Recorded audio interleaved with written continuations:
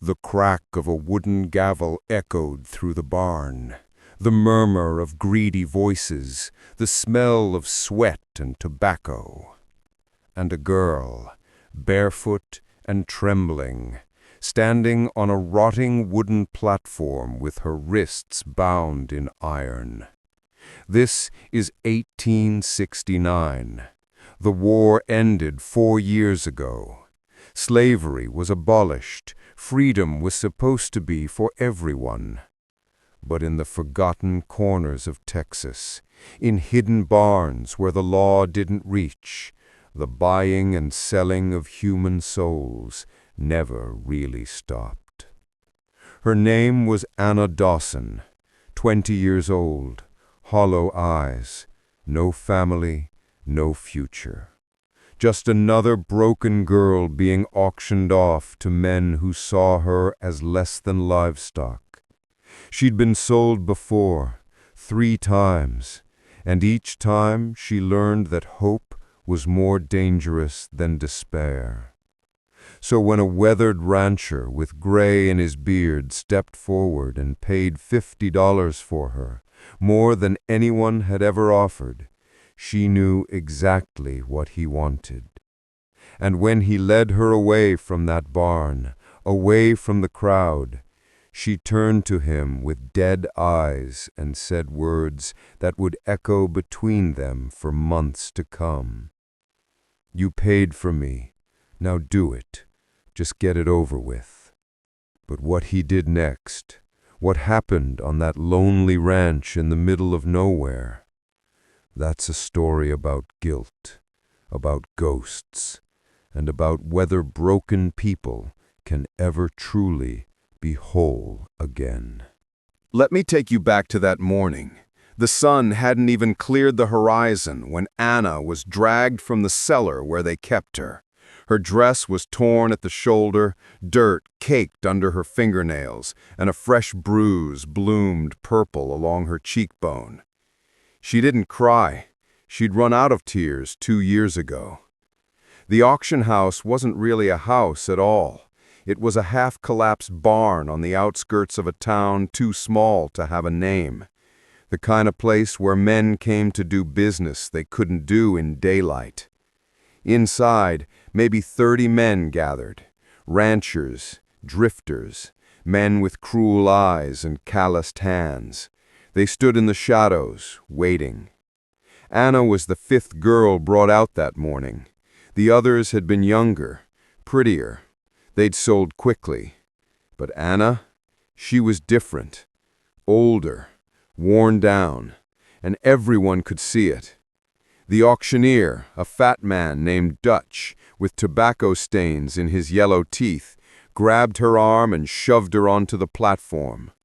"All right, gentlemen, this here's the last one.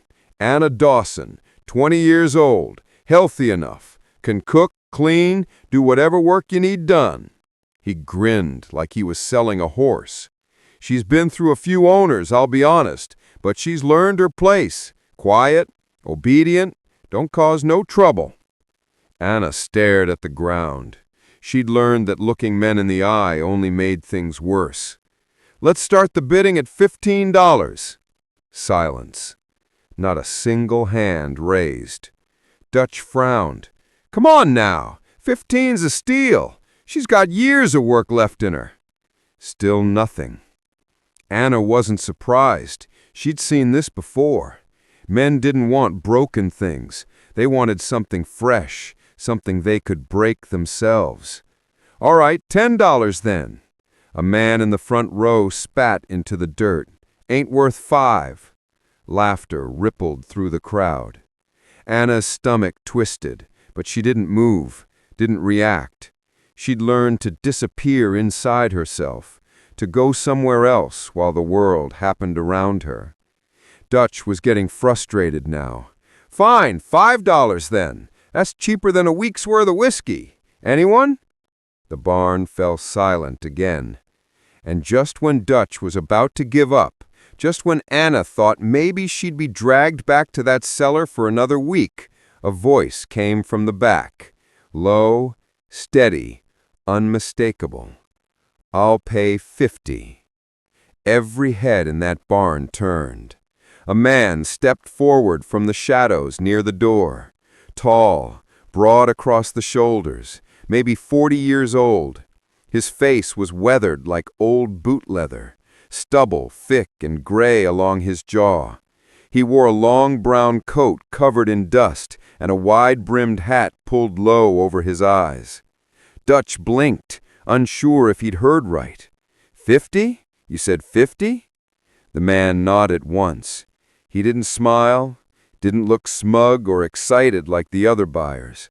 He just looked tired. "You sure about that, mister? She ain't exactly—" "I said 50. His voice had weight to it, the kind of voice that didn't need to be loud to make men shut up. Dutch grinned wide, seeing easy money. "Well, all right then. $50 going once, going twice." He slammed the gavel down. "Sold." The man walked forward, pulled a worn leather pouch from his coat, and counted out the coins slowly. 50 silver dollars clinked onto the table. Anna watched him, trying to figure him out. $50. That was more than she'd ever been worth. That meant he wanted something specific. Dutch unlocked the chains around her wrists and shoved her toward the man. "She's all yours, friend. Enjoy." Anna stumbled forward, catching herself before she fell. The man reached out to steady her, but she flinched back. He stopped, didn't push, just gestured toward the door. "Let's go." His voice wasn't cruel, but Anna had learned that cruelty didn't always announce itself. She followed him outside into the blinding Texas sun, her bare feet aching against the hot dirt. 2 horses waited by a post. He untied them both, then turned to Anna. "You can ride?" She nodded. He gestured to the smaller mare. "That one's yours." Anna climbed on, her body stiff and sore. The man, whose name she didn't even know yet, mounted his own horse and started down the road without another word. And as the barn disappeared behind them, as the voices and the laughter faded into the wind, Anna felt the weight of those $50 pressing down on her chest. She knew what came next. She always knew. They rode in silence. The Texas heat beat down on them like a hammer on an anvil. The sky stretched endlessly blue and empty. No clouds, no shade, just the sun, the dust, and the sound of hooves against dry earth. Anna kept her distance, staying a few paces behind. She watched the man's back, the way his shoulders hunched slightly forward, the way his hand rested easy on the reins. He didn't look back, didn't check on her, just kept riding. After what felt like an hour, maybe more, he stopped beneath a twisted oak tree, the only tree for miles. Its branches hung low and gnarled, offering a thin strip of shade. The man dismounted, tied his horse, and pulled a canteen from his saddlebag. He held it out to her. "Drink." Anna hesitated. She looked at the canteen, then at him, searching his face for the trap. "It's just water," he said quietly. She took it. Her hand shook as she unscrewed the cap and brought it to her lips. The water was warm, but it was the first thing she'd tasted all day that wasn't dust. She drank too fast, choking slightly, then handed it back. "Thank you," she whispered, the words unfamiliar in her mouth. He nodded and took a drink himself, then sat down in the shade back against the tree. After a moment, he gestured to the ground beside him. "Sit. Rest a while."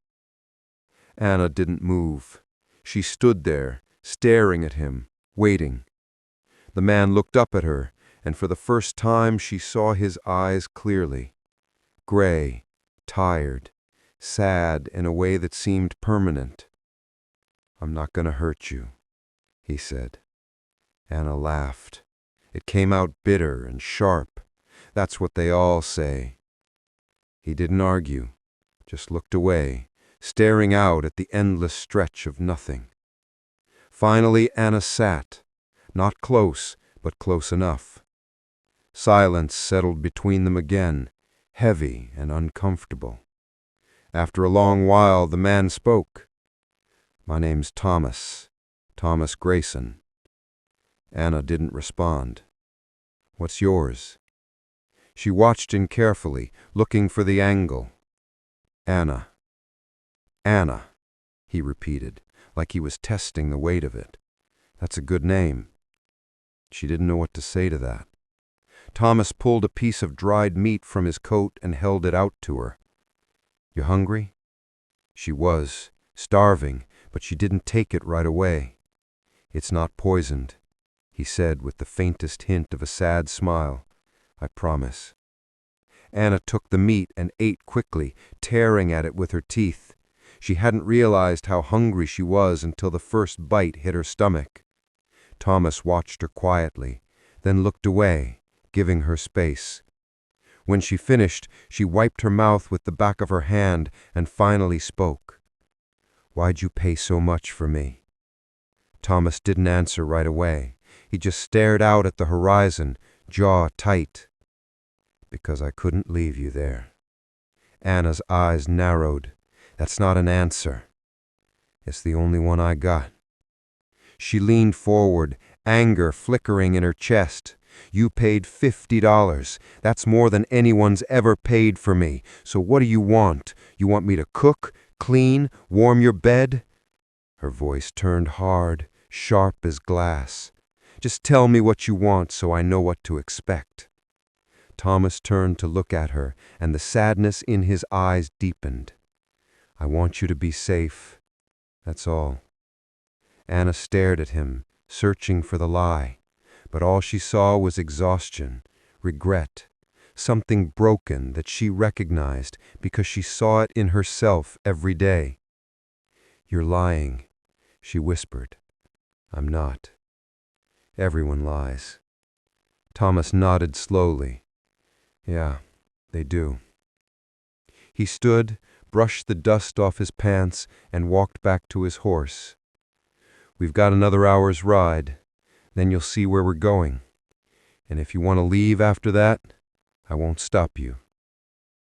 Anna didn't believe him, but she climbed back on the horse anyway. Because what choice did she have?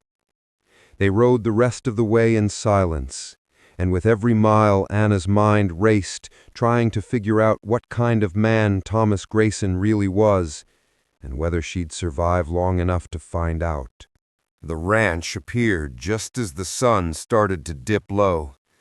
It wasn't much. A small wooden cabin with a sloped roof, a barn that looked like it had seen better days, a well in the dirt yard, and a few horses grazing in a fenced pasture. Everything was covered in dust, worn down by wind and time. But it was quiet. Peaceful, even. Thomas dismounted and tied his horse to a post. Anna slid off her mare, legs aching, and stood there, unsure of what to do. Thomas gestured toward the cabin. "Come on." Inside, the cabin was simple. A stone fireplace, a wooden table with 2 chairs, a bed in the corner. Shelves lined with canned goods, tools, a few books. It smelled like wood smoke and leather. Thomas walked to a small door on the far side of the room and opened it. "This room's yours," he said. "Door locks from the inside." Anna stepped forward slowly, peering inside. It was tiny, just big enough for a narrow bed and a small table, but it had a window and a lock. She looked at him confused. "Why would I need a lock?" Thomas said simply, "So you feel safe." Anna's throat tightened. She didn't know what to say. Thomas stepped back, giving her space. "I'll be outside if you need anything. There's a well out front. Water's clean. Help yourself." He turned to leave. "Wait!" Thomas stopped, looking back. Anna's voice was quiet, uncertain. "What do you want from me?" Thomas met her eyes. "Nothing you're not willing to give." And then he left. Anna stood there in that doorway of that small room, staring at the lock on the door. Her hands trembled as she reached out and turned it. Click. The sound was small, but it felt like the loudest thing in the world. That night, Anna didn't sleep. She sat by the window, watching the stars, waiting for Thomas to come through that door, waiting for the truth to reveal itself. But he never came. The next morning, Anna woke to the sound of hammering. She opened the door cautiously and stepped outside. Thomas was on the roof of the barn, fixing broken shingles. He glanced down, saw her, and nodded. "Morning. There's coffee inside if you want some." Anna didn't know what to do with that, so she just stood there, watching him work. Days passed like that, slow, quiet. Thomas worked the ranch, fixing fences, feeding animals, chopping wood. Anna stayed inside mostly, watching him through the window, trying to figure out what his game was. But there was no game. He didn't ask her for anything, didn't touch her, didn't even speak much. It was the strangest thing she'd ever experienced. On the fourth day, Anna found him sitting near a grave at the edge of the property. A simple wooden cross, old and weathered. She approached slowly. "Who's buried there?" Thomas didn't look up. "My wife, Sarah, and my daughter, Emma." Anna's breath caught. "Fever took them 3 years ago. Emma was only 6. Silence hung between them, heavy as stone. "I'm sorry," Anna whispered. Thomas nodded, but didn't say anything. Anna sat down beside him, careful to keep some distance. "Is that why you bought me? To replace them?" Thomas looked at her then, and his eyes were full of grief. "No, I could never replace them." "Then why?" He was quiet for a long time. Then he stood, brushed the dirt off his knees, and looked at her with something like shame in his eyes. "There's something I need to tell you. Something you deserve to know." Anna's stomach twisted. Here it comes, she thought, the truth. Thomas led her back to the cabin, pulled out an old leather satchel from under his bed, and placed it on the table. Inside were papers, letters, documents. He spread them out carefully. "Your family," he said quietly. "The Dawsons. I knew them." Anna's blood turned cold. "What?" Thomas took a deep breath, and when he spoke, his voice cracked. "Your father was Jacob Dawson. Your mother was Mary. You had 2 brothers, Samuel and Daniel." Anna's hand started to shake. "How do you know that?" Thomas closed his eyes. "I was there, the night they died." The world tilted. Anna gripped the edge of the table, her vision blurring. "What are you talking about?" Thomas opened his eyes, and they were filled with tears. "During the war, I was a soldier. I followed orders, and one night we were sent to a farm south of here, your farm. A man named Callahan wanted your land. He convinced our commanding officer that your father was harboring Confederate deserters. It was a lie, but we didn't know that. Or maybe we did, and we just didn't care." Anna's breath came in short, shallow gasps. "We surrounded the house," Thomas continued, his voice shaking. "Callahan gave the order to burn it. I didn't light the fire, but I didn't stop it either. I just stood there and watched." Anna's legs gave out. She collapsed into the chair, her whole body trembling. "You—" her voice broke. "You were there when my family died?" Thomas nodded, tears streaming down his face. "I heard the screams. I saw your father try to get everyone out, and I did nothing." Anna's mind spun. She remembered that night, the smoke, the heat, her father dragging her and her brothers out the back, telling them to run.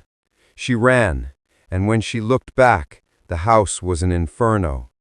She never saw her family again. And now the man who gave her shelter, who treated her with kindness, was the same man who stood by and let them burn. You, Anna's voice was a whisper, barely audible.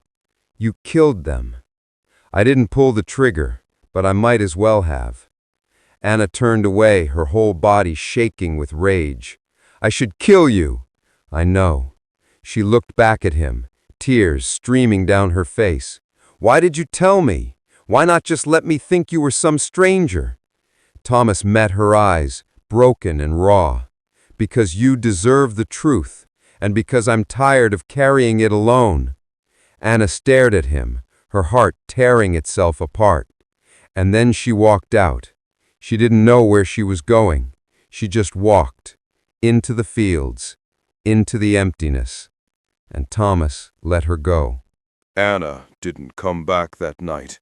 She sat in the tall grass beyond the ranch, staring up at the stars, replaying every moment of that night 8 years ago.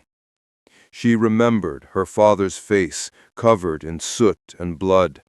She remembered her mother screaming from inside the house.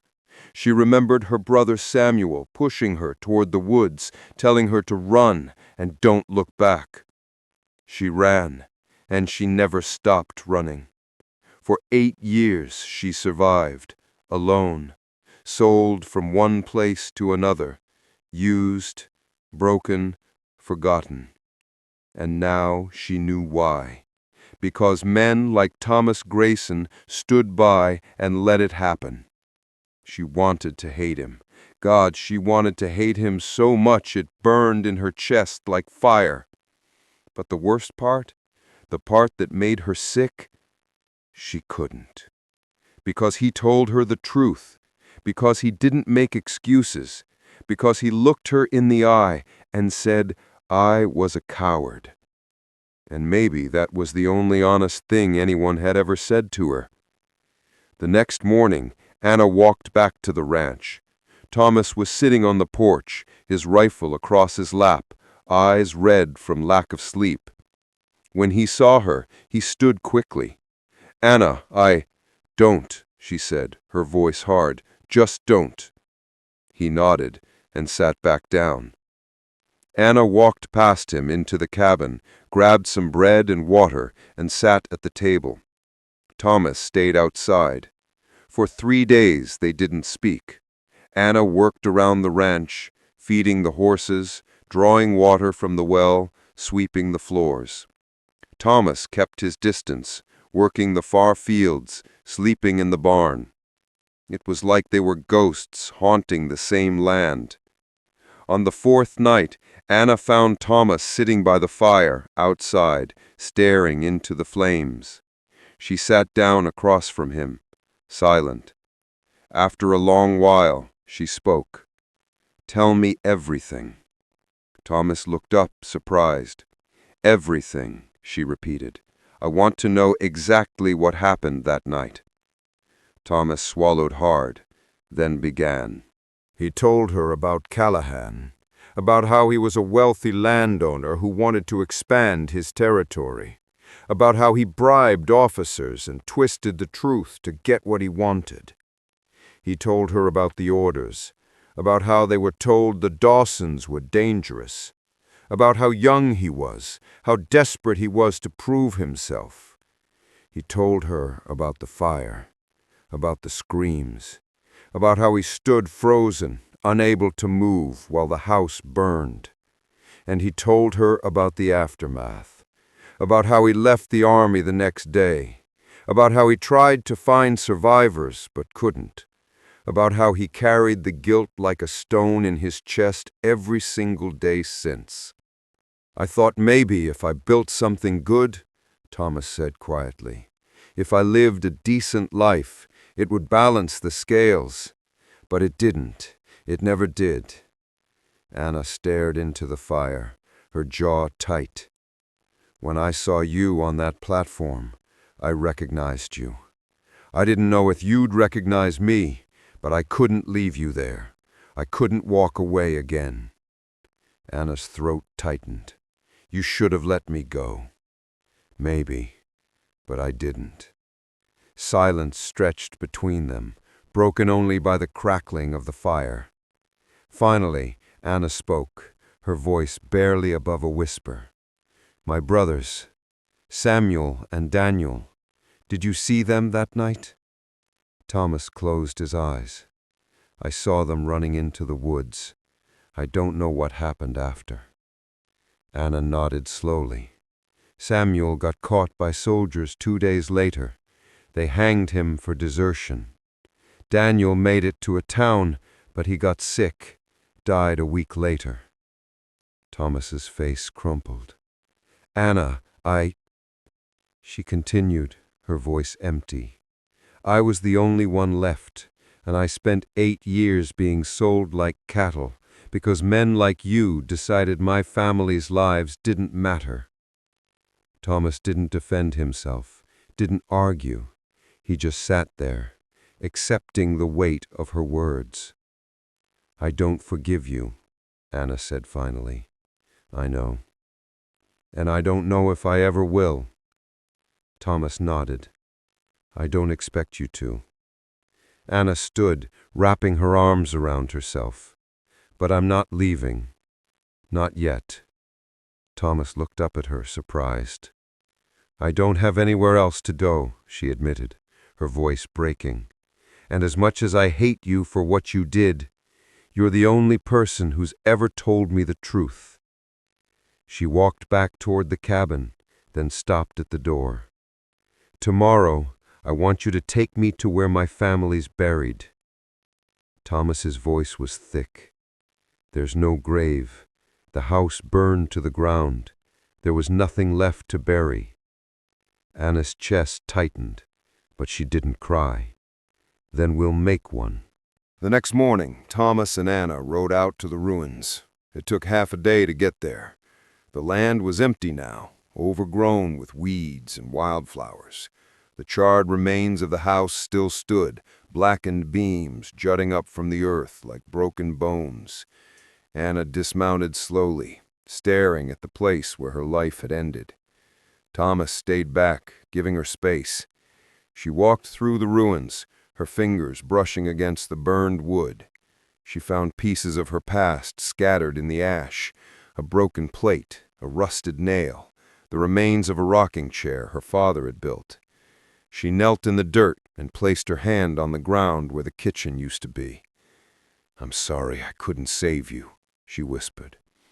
Thomas approached slowly, carrying 2 wooden crosses he'd carved the night before. He handed them to her. "For your parents," he said quietly. Anna took them, tears streaming down her face. Together they drove the crosses into the earth, marking the place where her family had died. Thomas stepped back, hat in hand, and bowed his head. Anna stood there for a long time, silent and still. Then from the road behind them came the sound of hooves. 3 riders appeared over the hill. Dust trailed behind them. Thomas tensed immediately. "Anna, get on your horse." "What? Why?" "Now." The riders approached fast. As they got closer, Anna's blood ran cold. The man in front was tall, with a slick black coat and a badge pinned to his chest. His face was sharp, cruel, with a smile that didn't reach his eyes. Sheriff Callahan, the same man who'd ordered the fire 8 years ago. Thomas stepped forward, his hand hovering near his gun. Callahan. Callahan dismounted slowly, his smile widening. "Well, well, Thomas Greyson. Didn't expect to see you out here." His eyes slid past Thomas to Anna. "And who's this?" Anna's heart pounded. She tried to keep her face blank, emotionless. Callahan tilted his head, studying her. "You look familiar, girl. What's your name?" Thomas stepped between them. "She's with me." Callahan's smile turned predatory. "That so? You know, Thomas, I heard you bought yourself a girl at an auction a few weeks back. $50, was it?" "She's not for sale." Callahan laughed. "Everything's for sale, friend. You should know that by now." He walked closer, his boots crunching on the ash. "This used to be the Dawson place, didn't it? Burned down during the war." Shame, really. Good land gone to waste. Anna's fists clenched. Callahan looked at her again, his eyes narrowing. Wait a minute. He stepped closer, studying her face. I'll be damned. You're one of them, aren't you? A Dawson. Anna didn't move. Callahan grinned wide.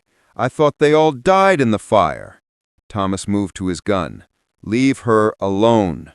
Callahan raised his hands in mock surrender. Easy now, I'm just making conversation. He turned to his men. Boys, we got ourselves a ghost.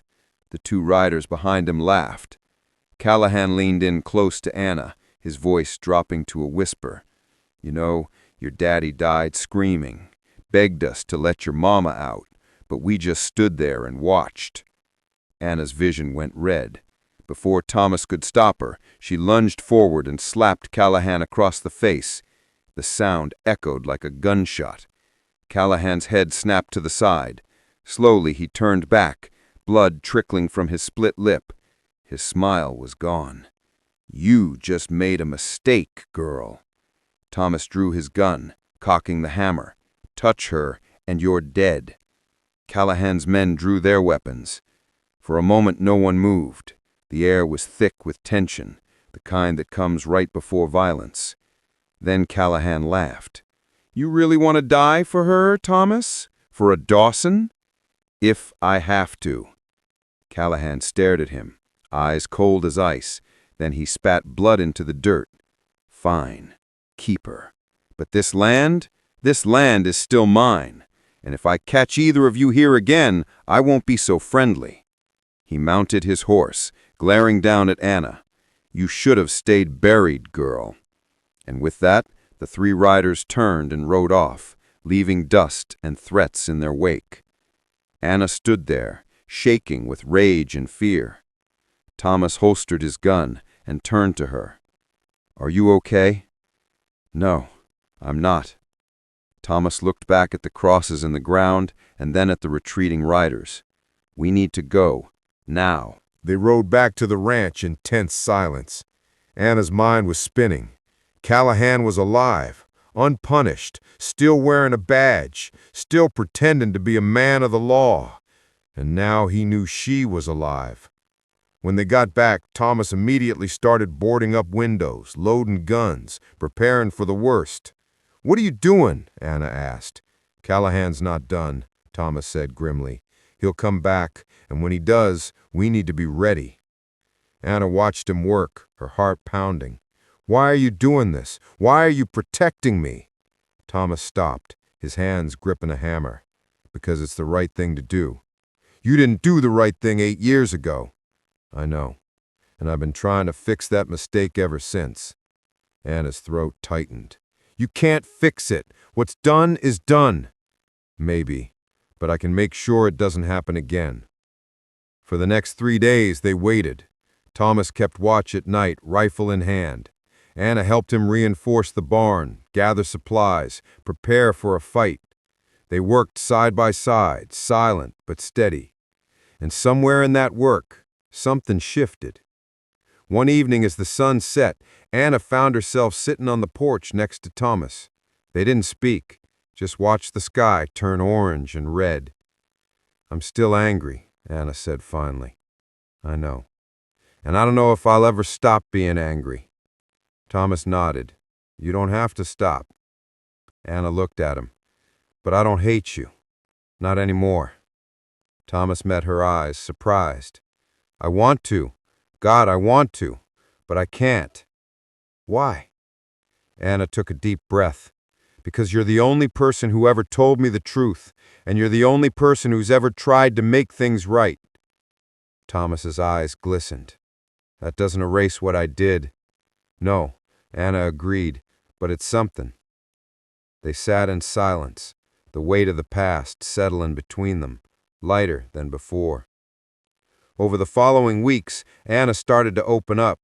She told Thomas about the years after the fire, about the families who took her in, then sold her when times got hard, about the men who hurt her, about the nights she wanted to disappear.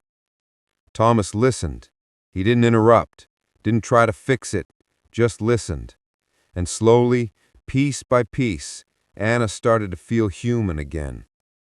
One morning, she found Thomas trying to fix a broken fence. He was struggling, his hands clumsy with age. "You're doing it wrong," she said. Thomas looked up, surprised. Anna walked over and took the tools from his hands. "Here, like this."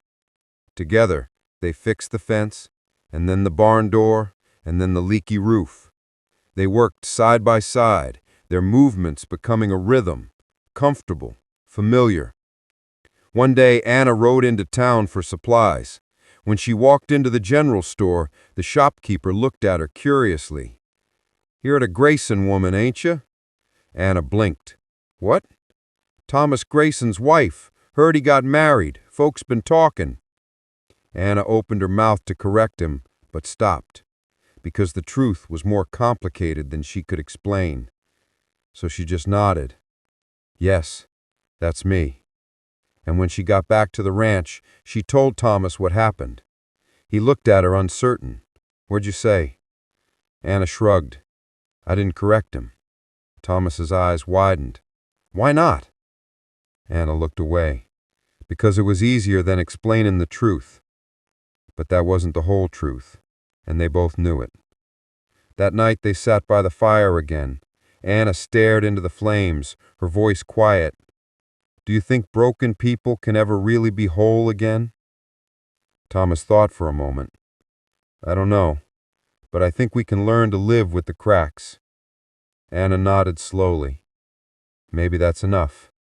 And for the first time in 8 years, she smiled. Spring came to the ranch. The land that had been dry and dead started to bloom. Wildflowers pushed up through the dirt.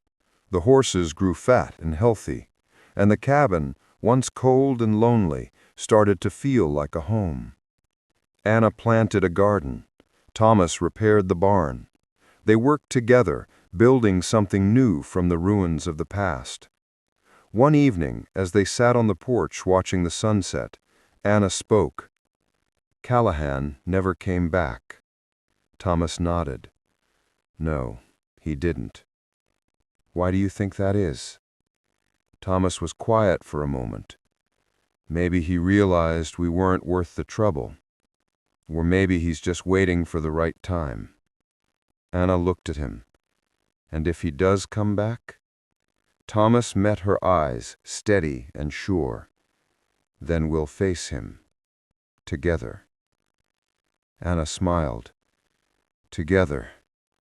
The word felt strange in her mouth, but it also felt right. A few weeks later, a letter arrived. It was from a lawyer in town. Inside was a deed. The Dawson land. Thomas had bought it, and he'd put it in Anna's name. She stared at the paper, tears streaming down her face. "Why?" she whispered. "Because it's yours," Thomas said simply. "It always was." Anna looked up at him, her voice breaking. "I don't deserve this." "Yes, you do." She shook her head. "After everything I said to you, after everything—" "Anna," Thomas interrupted gently, "you deserve this, and a lot more." She collapsed into a chair, the deed clutched in her hands, and wept, not from sadness, but from relief, from the weight of finally having something that was hers. Thomas knelt beside her, his hand hovering near her shoulder, but not touching, respecting the space she needed. "Thank you," she whispered through her tears. "You don't have to thank me." "Yes, I do." That summer, they rebuilt the old Dawson house, not exactly as it was, but something new, something that honored the past without being haunted by it. Anna stood in the doorway of the new house, looking out at the land her father had loved, the land her family had died for. Thomas stood beside her. "You thinking about them?" Anna nodded. "Every day." "That's good," Thomas said softly. "They should be remembered." Anna turned to him, her eyes searching his face. "Do you think they'd forgive me for not hating you?" Thomas was quiet for a long moment. I think they'd want you to be happy. And if being here makes you happy, then yes, I think they would." Anna's throat tightened. "I am happy. For the first time in 8 years I'm happy, and that terrifies me." "Why?"